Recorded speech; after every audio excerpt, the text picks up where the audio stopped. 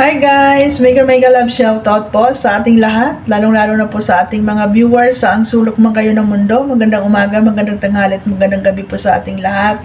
Sana po ay nasa mabuti kayong kalagayan. Ito na naman po si Kapitana ni Heights ang magbibigay na naman po ng reaction, opinion, point of view dito po sa mga napapanood natin mga content, lalo na po dito sa community ng Kalingap kung saan dyan po tayo nakasubaybay.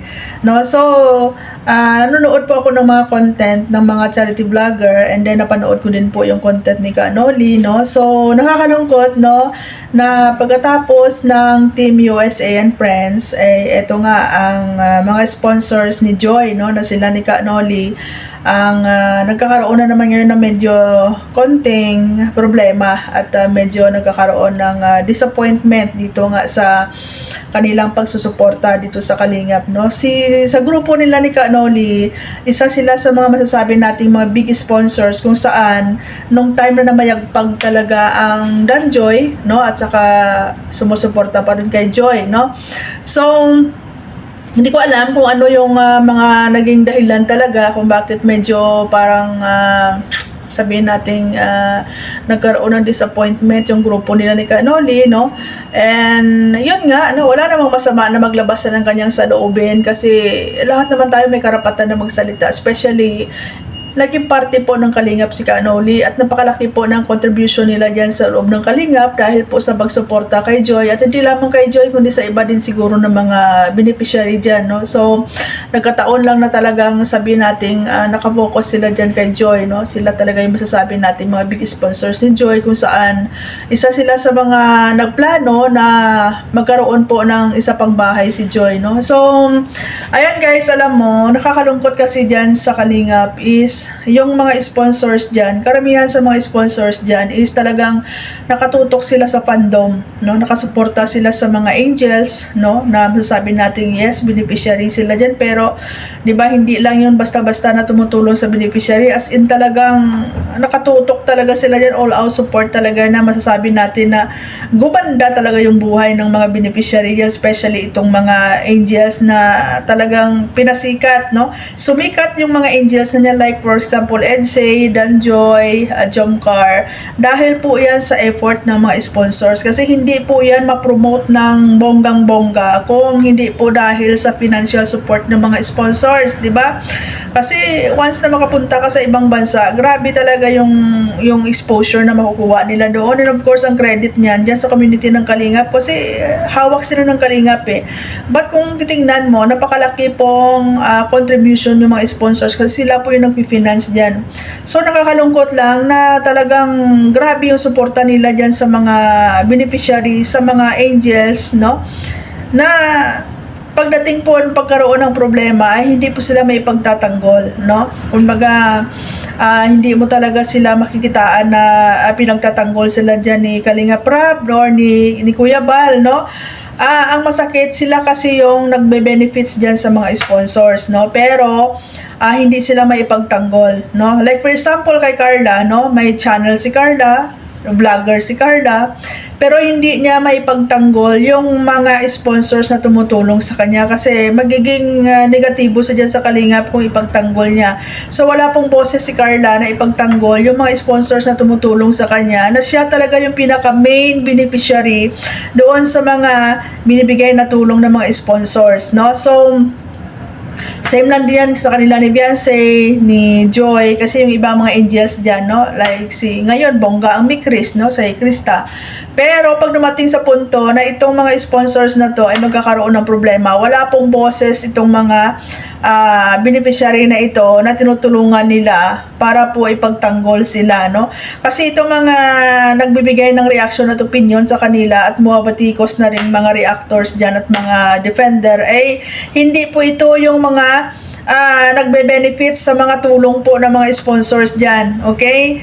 Di ba? Itong mga Team USA and Friends and USA, itong mga sa grupo ni Ka Noli, hindi po mga reactors at defenders. Diyan sa outer core na tinatawag ni Kuya Bal ang nagbe-benefits ng tulong nila.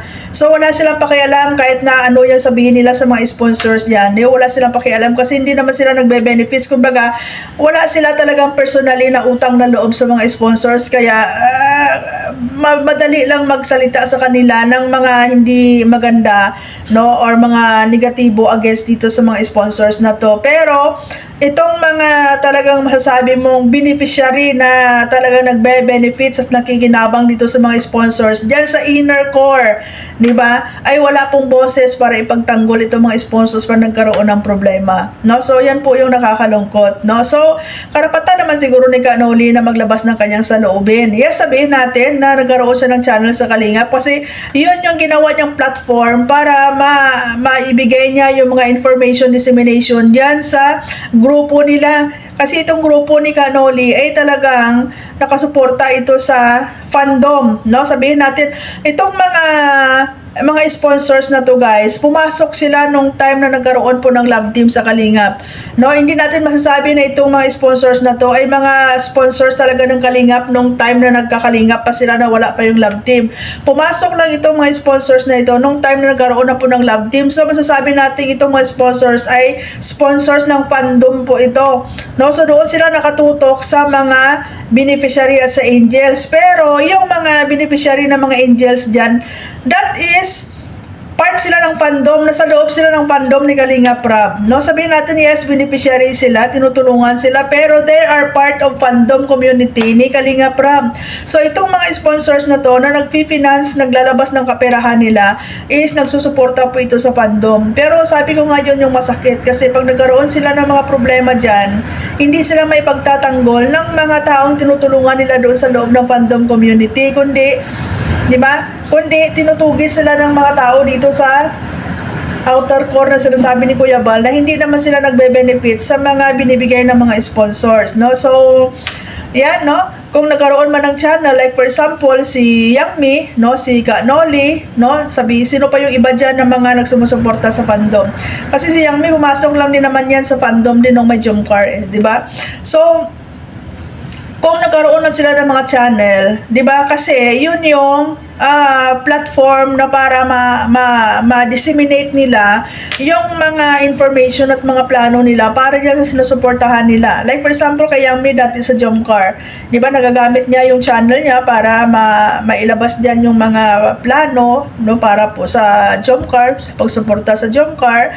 Dito kay Kanoli, gumawa siya ng kanyang channel para dyan din po ma-disseminate, di ba, ang mga informasyon at mga plano nila para sa Danjoy before hanggang kay Joy ngayon, no? So, kung nagkaroon na sila ng channel at subscribers, well, deserve din naman nila yon kasi nakatulong din naman sila sa Kalingap. Yung iba nga dyan, nagkaroon ng channel sa Kalingap, wala naman talaga masabi natin nakatulong talaga in terms of financial, di ba? How much more dito sa mga sponsors na to na talagang nakatulong sila, no? So, if time will come na gusto na nilang umalis, well, choice naman nila yon, no? At saka hindi talaga may iwasan na magkaroon talaga ng mga negative issues.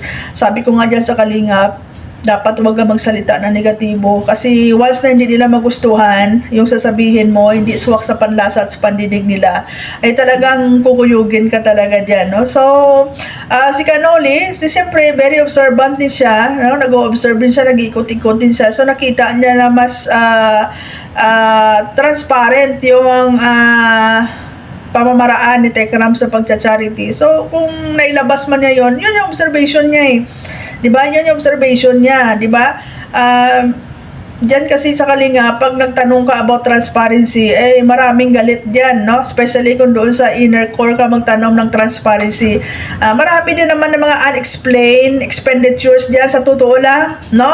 Marami pong mga unexplained expenditures dyan sa Kalinga, pero pag andyan po sa inner core nang galing yung problema, eh hindi nyo po nilalabas yan, no? Sinesegue nyo yung issue. Pero kung ang dito sa outside core, ang issue about sa pera, ay talagang hindi nyo tinitigilan. Like for kay Yangmi, bakit kay Yangmi? Inuulit-ulit nyo about sa transparency na kung tutuusin eh, di ba yung mga sponsors dati eh meron kayong GC, di ba doon sa GC pa lang napag-uusapan nyo na about sa pera na yan, di ba? At saka ang nakinabang naman dyan is doon sa inner core, no? Itong mga angels na to, masasabi natin they are belong sa inner core, no? So inner core lang din naman yung nakikinabang, di ba? So, yun, no? So, sa totoo lang, dyan sa loob ng Kalingap, marami pong expenditures dyan, na unexplained expenditures dyan, marami pong mga kapirahan dyan na hindi po talaga na itemize, no? Marami nga issue dyan na pera na hindi natuloy, no? Sa yung Isabela, sa sa Boracay, di ba? Na nagkaroon ba ng malinaw na explanation? Wala din naman, di ba? Pero bakit, no? Kaya siguro yan isa sa mga naobserbahan din na kanoli, no? So, kumbaga, wala ba siyang karapatan na ilabas yung sa loobin niya? Sa loobin lang niya yun, no? So, ngayon, kung hindi kayo pabor, wala kayong magagawa. Opinion niya yun At saka channel niya yung gamit niya, di ba? So, yun lang guys, no? Naobserbahan ko, nakakalungkot lang, no? Na sabi ko nga, pag andiyan ka sa loob ng Kalingap, para wala kang makuhang protection at assurance na if ever na magkaroon ka ng problema, hindi ka maipagtanggol ng mga taong natutulungan mo. Yes, hindi naman sila nag-expect ng kapalit, pero di ba usual na yun sa atin, na siyempre pag natulungan mo isang tao, in times na dumating na nasa siya, di ba, paglaban mo kasi ikaw yung, di ba, nung utang na loob na tinatawag ba, no? So, yun yung nakakalungkot, no? Buhos-buhos yung pagmamahal nila, buhos-buhos yung pagtulong nila dyan sa mga beneficiary nyo, sa mga angels nyo, pero in times like this, hindi sila maipagtanggol, wala silang boses. Kahit si Kalingap Rab at si Kuya Bal, wala silang boses para ipagtanggol itong mga sponsors na ito na binapatikos ng mga reactor at defender, no? Kasi sabi ko nga, madali lang sa kanila yung mag-react kasi hindi sila yung nakabenepisyo doon sa mga tulong na binibigay ng mga sponsors, di ba? Pero kung ikaw, nakatanggap ka ng tulong, kahit papaano, di ba? Nakikita mo itong tao na to nakatulong sa akin to at wala namang ginawang masama to, ipagtatanggol ko to, ipaglalaban ko to. Pero kung hindi ka naman natulungan yan, madali lang magsalita, guys, no, na against sa kanila. So, yun lang, no? So, doon kay Kanoli, choice naman nila yan kung saan sila sumuporta kasi wala naman pwedeng bumigil sa kanila, no? Ngayon, kung naglabas mo siya ng saloobin niya, well, di ba natural lang yun? Kasi naging party siya ng community na yan marami siyang naobserbahan yan, marami siyang nakikita dyan. So, kung meron siyang mga disappointment yan, wala namang masama na ilabas niya, di ba? Mas okay na yun na ilabas mo in public kaysa naman makipagchismisan kayo sa loob ng GC, no? Makipagchismisan kayo pagdating sa public makipagplastikan kayo, di ba? Na pagdating no sa GC, kung ano-ano yung pinagsasabi niyo pagdating sa public puri-purihin mo. Kaplastikan 'yon. So mas okay na 'yon na sinasabi mo in public, at least nagpakatotoo ka kung ano yung sa loobin mo, kung ano yung nararamdaman mo, di ba? Ganun lang 'yon, no? So, ayan, bawal ka po magsalita ng hindi maganda diyan, bawal ka magsalita ng negatibo, bawal ka magsalita ng hindi suwak sa panlasa sa pandinig nila, or else kukuyugin ka. Yan po yung Kalingap. Maraming salamat po and God bless.